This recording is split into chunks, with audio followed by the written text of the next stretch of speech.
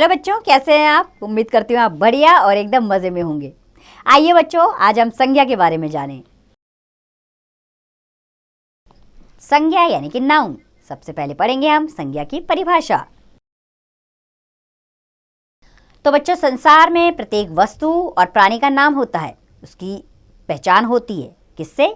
सबकी पहचान नाम से होती है। नाम को संज्ञा कहते हैं। किसी व्यक्ति, प्राणी, वस्तु, स्थान, अवस्था और भाव के नाम को संज्ञा कहते हैं। संज्ञा के 3 भेद होते हैं: व्यक्तिवाचक संज्ञा, जातिवाचक संज्ञा और भाववाचक संज्ञा। आइए इन्हें विस्तार पूर्वक जानें। सबसे पहले पढ़ेंगे हम व्यक्तिवाचक संज्ञा के बारे में। जिन संज्ञा शब्दों से किसी विशेष व्यक्ति, वस्तु या स्थान का बोध होता है उन्हें व्यक्तिवाचक संज्ञा कहते हैं। जैसे कि मोहन का बड़ा भाई हिमांशु नोएडा के किसी कॉलेज में पढ़ता है।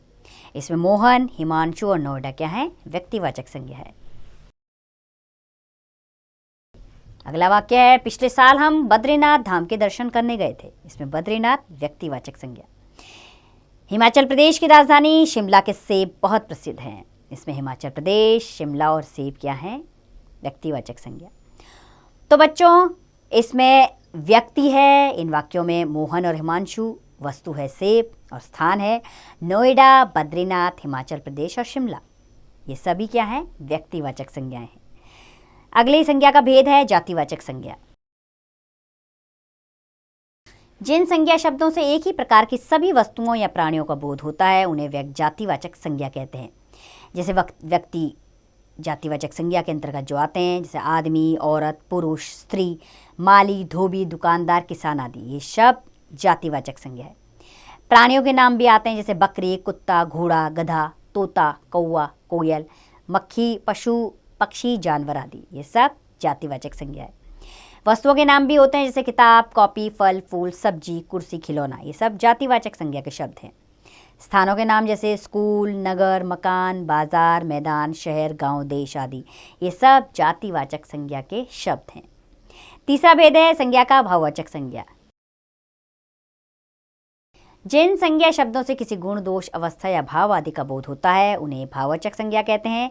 जैसे गुण वाले शब्द हैं सच्चाई, अच्छाई, ईमानदारी, उदारता, चतुराई, दया, साहस, वीरता आदि। दोष वाले शब्द हैं बुराई, बेईमानी, धोखा, आलस्य, झूठ, छल, घमंड आदि। अवस्था वाले शब्द हैं बचपन, जवानी, बुढ़ापा, बीमारी आदि। बच्चों, भाववाचक संज्ञा की केवल अनुभूति की जा सकती है, इन्हें देखा या छुआ नहीं जा सकता, अर्थात इन्हें हम फील करते हैं बस। कुछ विद्वान अंग्रेजी व्याकरण के आधार पर संज्ञा के 2 भेद और मानते हैं, परंतु वास्तव में ये जातिवाचक संज्ञा के ही उपभेद हैं, जो इस प्रकार है। पहला है समुदायवाचक संज्ञा। जो संज्ञा शब्द अनेक व्यक्तियों या प्राणियों को बोध कराते हैं उन्हें समुदायवाचक या समुदायवाचक संज्ञा कहते हैं। समूहवाचक संज्ञा अधिकतर एक ही जाति की होती है और इनका प्रयोग एक वचन के रूप में किया जाता है, जैसे परिवार, सेना, भीड़, कक्षा, गुच्छा आदि। दूसरा है द्रव्यवाचक संज्ञा। जो संज्ञा शब्द किसी द्रव्य या पदार्थ का बोध कराते हैं उन्हें द्रव्यवाचक संज्ञा कहते हैं, जैसे दूध, लोहा, सोना, घी, मिट्टी, जल, वायु आदि। द्रव्यवाचक संज्ञा का प्रयोग प्राय एक वचन में किया जाता है। अच्छा, याद रखने वाली कुछ बातें हैं, वो जान लेते हैं। जैसे कि यदि व्यक्तिवाचक संज्ञा एक से अधिक का बोध कराती है तो वह व्यक्तिवाचक संज्ञा जातिवाचक संज्ञा के रूप में प्रयोग होती है। जैसे हमारे देश की माटी ने अनेक हरीशचंद्रों को जन्म दिया है। यहाँ हरीशचंद्रों व्यक्तिवाचक होते हुए भी जातिवाचक है। हमें अपने बीच छिपे जयचंदों और मीर जाफरों से सावधान रहना चाहिए।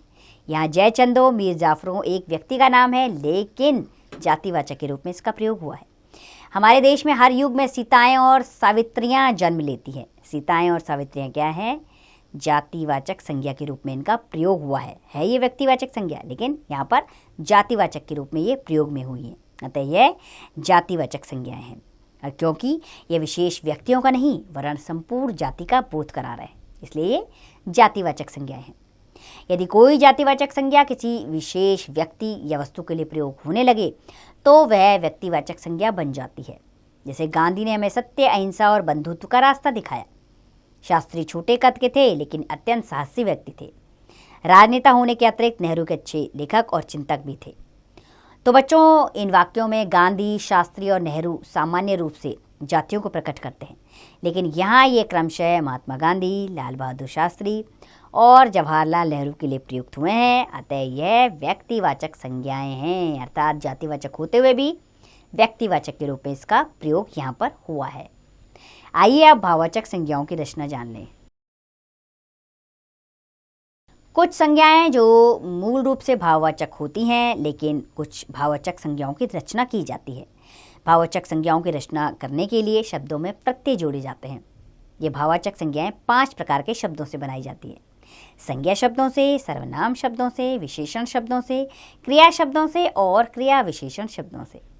तो पहला है संज्ञा शब्दों से भाववाचक संज्ञा की रचना करना। बच्चों, जातिवाचक और कुछ व्यक्तिवाचक संज्ञाओं से भाववाचक संज्ञाओं की रचना की जाती है। जैसे कि जातिवाचक संज्ञा से भाववाचक संज्ञा की रचना करना। जैसे बाल जातिवाचक है, इसका भाववाचक हुआ बालपन। युवक का भाववाचक यौवन। स्त्री का स्त्रीत्व। शिशु का शैशव। सेवक का सेवा। मानव का मानवता भाववाचक है। नौकर का नौकरी। पशु का पशुत्व। दोस्त का दोस्ती और भाई का भाईचारा भाववाचक संज्ञा है। अगला है व्यक्तिवाचक संज्ञा से भाववाचक संज्ञा की रचना करना। जैसे कि गांधी व्यक्तिवाचक है, इसका भाववाचक होगा गांधीवाद। मनु का मनुवाद। लोहिया का लोहियावाद है भाववाचक। अम्बेडकर का अम्बेडकरवाद। नेहरू का नेहरूवाद। मार्क्स का मार्क्सवाद। लेनिन का लेनिनवाद। माओ का भाववाचक बनेगा माओवाद।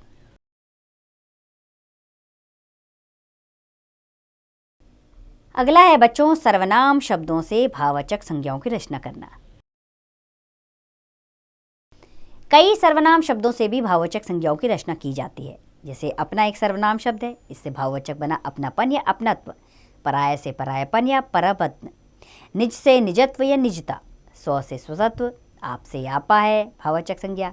अहंग से अहंकार बना भाववाचक। मम से ममत्व और सर्व से सर्वस्व भाववाचक संज्ञा बना। तीसरा है विशेषण शब्दों से भाववाचक संज्ञाओं की रचना करना। बहुत से विशेषण शब्दों से भाववाचक संज्ञाओं की रचना की जाती है। जैसे उचित एक विशेषण शब्द है, इससे बना भाववाचक शब्द है औचित्य। धीर से धीरता या धैर्य। कंजूस से कंजूसी। मधुर से मधुरता। बड़ा से बड़ाई। गरीब से गरीबी भाववाचक। निपुण से निपुणता। कुशल से कुशलता। श्रेष्ठ से श्रेष्ठता। उच्च से उच्चता। गर्म से गर्मी। ठंडा से ठंडाई ठंड। निडर से निडरता। कोमल से कोमलता है भाववाचक। और करुण से करुणा। उदास से उदासी भाववाचक संज्ञा बन गई है। और चौथा है क्रिया शब्दों से भाववाचक संज्ञाओं की रचना करना। बच्चों, बहुत सी क्रियाओं से भी भाववाचक संज्ञाओं की रचना की जाती है। जैसे चलना एक क्रिया शब्द है, इससे बना भाववाचक शब्द है चाल। मिलना से मिलाप या मिलन। जागना से जागरण। उड़ना से उड़ान। लिखना से लिखाई लिखावट। सजना से बना भाववाचक शब्द है सजावट। पढ़ना से पढ़ाई। रोना से रुलाई। बहना से भाव। उलझना से उलझन। पूजना से पूजन या पूजा। पीटना से भाववाचक शब्द बना पिटाई। चढ़ना से चढ़ाई। रोकना से रुकावट। चुनना से चुनाव बना भाववाचक शब्द। उतरना से उतरन भाववाचक शब्द बना। और पांचवा है क्रिया विशेषण शब्दों से भाववाचक संज्ञाओं की रचना करना। बच्चों, बहुत थोड़े से क्रिया विशेषण शब्दों से ही भाववाचक संज्ञाएं बनाई जाती हैं। जैसे कि जल्द क्रिया विशेषण शब्द है, इससे बना भाववाचक शब्द है जल्दबाजी। समीप से समीपता। तेज से तेजी। निकट से निकटता। नीचे से नीचाई। मना से मनाही भाववाचक बना शब्द है। सहज से सहजता। शीघ्र से शीघ्रता। दूर से दूरी। ऊपर से ऊपरी बना भाववाचक शब्द है। आइए बच्चों, आपके अभ्यास के लिए इस पाठ को एक बार दोहरा लेते हैं। किसी व्यक्ति, प्राणी, वस्तु, अवस्था और भाव के नाम को संज्ञा कहते हैं। संज्ञा के सामान्यतः 3 भेद होते हैं: व्यक्तिवाचक संज्ञा, जातिवाचक संज्ञा और भाववाचक संज्ञा। व्यक्तिवाचक संज्ञा शब्दों से किसी विशेष व्यक्ति, वस्तु या स्थान का बोध होता है। जातिवाचक संज्ञा शब्दों से एक ही प्रकार के सभी वस्तुओं या प्राणियों का बोध होता है। भाववाचक संज्ञा शब्दों से किसी गुण, दोष, अवस्था या भाव आदि का बोध होता है। भाववाचक संज्ञा की केवल अनुभूति की जा सकती है, इसे देखा या छुआ नहीं जा सकता।